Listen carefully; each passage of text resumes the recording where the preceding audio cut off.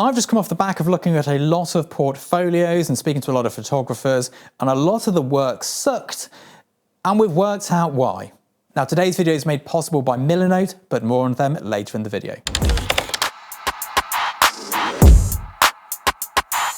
So here's the thing, taking a photograph is pretty simple.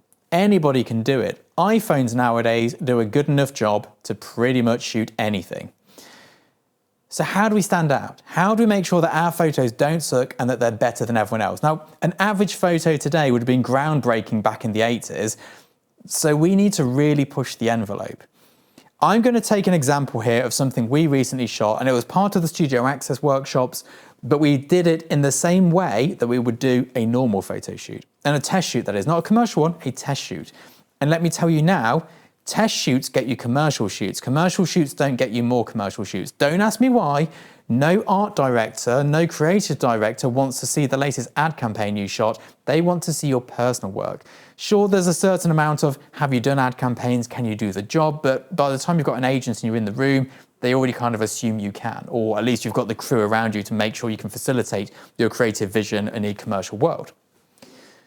All of these photos that sucked by other people, I'm like, well, why did you do that? And it was what we call in the industry a kick, bollock and scramble, which is when you just go, quick, let's do something fast and try and get it sorted.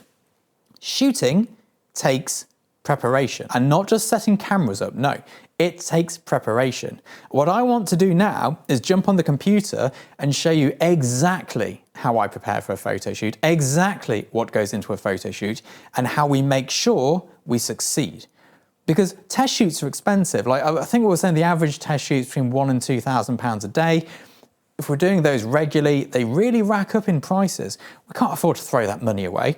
We need to make sure that we're achieving something in it, and this is how we do it. So what we have here is my plan. This is what none of you want to do, but you all should really be doing. I'm going to go through it with you and explain individually why each bit is so important. So up top, we have the color swatches. Now this is very literal. We've got the color of the beer head, and this is important. You'll see this is like a bright white example here. We don't want bright white.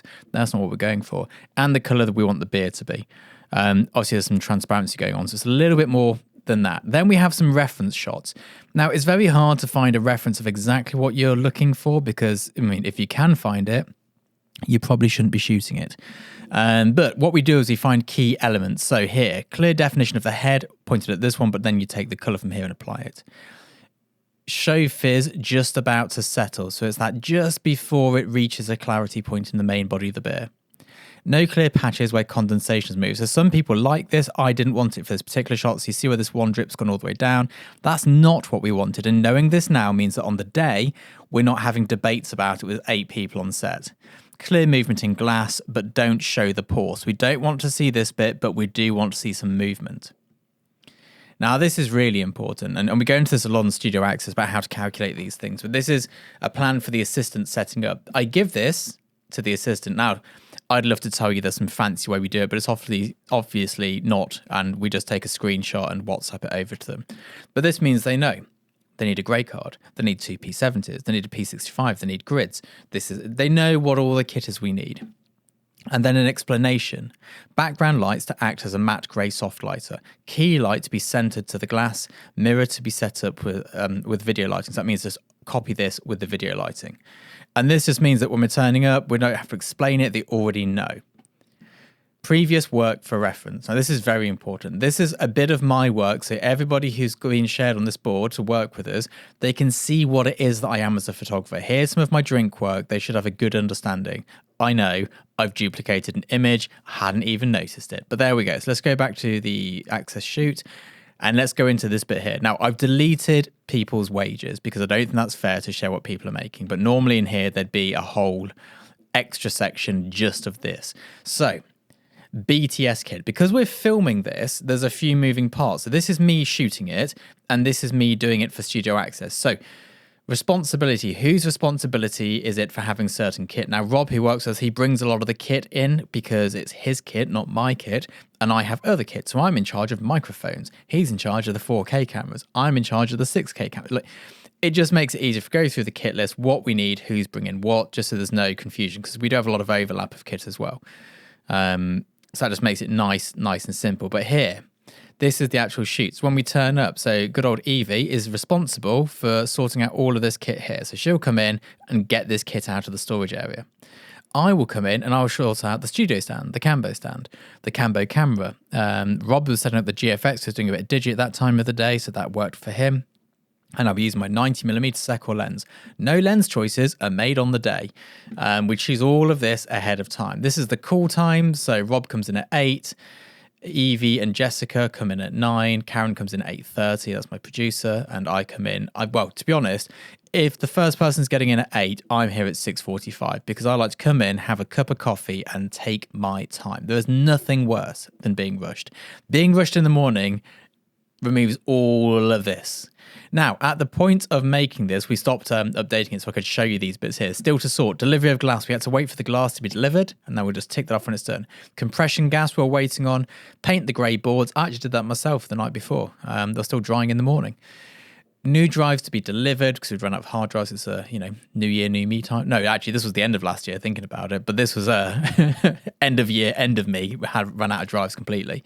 And organise the cruise travel. That's just make sure everyone's got the right trains and all the rest of it.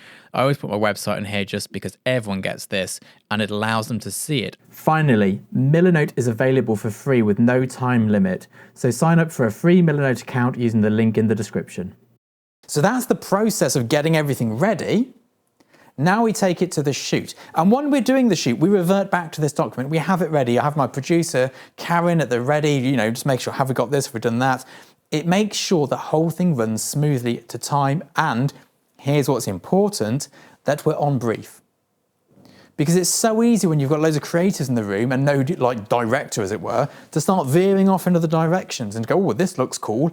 But it needs to look cool and fit the brief, which also fits your portfolio.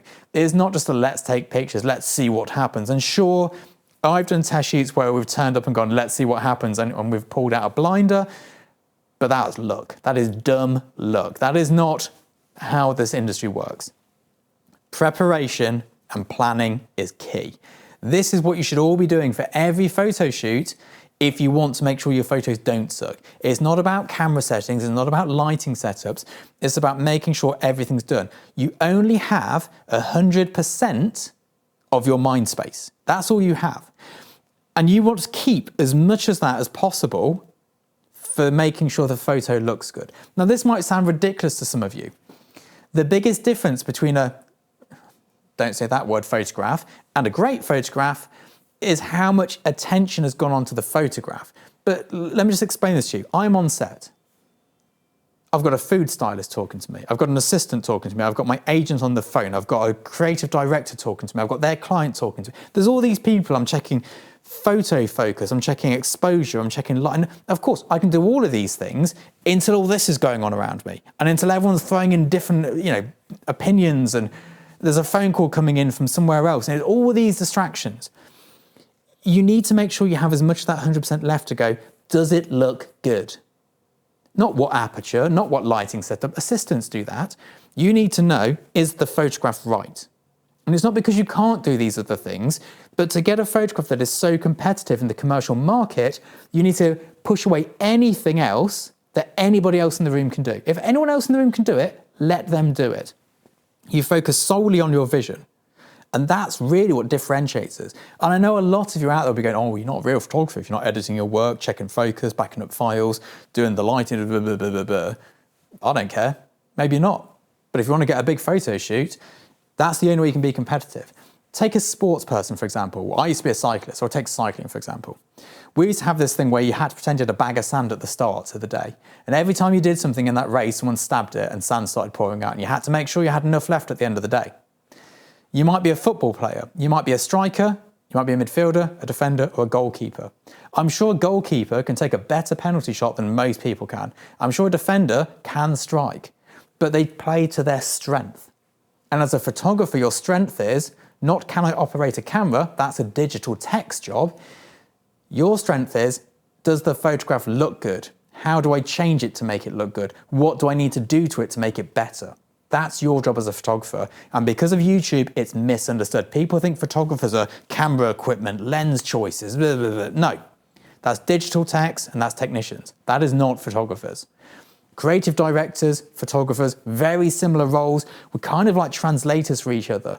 The client's talking to the creative director's talking to the photographer. It all works as a big ecosystem. And without this planning, it all goes to hell in a handbasket. That's probably not a real saying. See you soon. Bye-bye.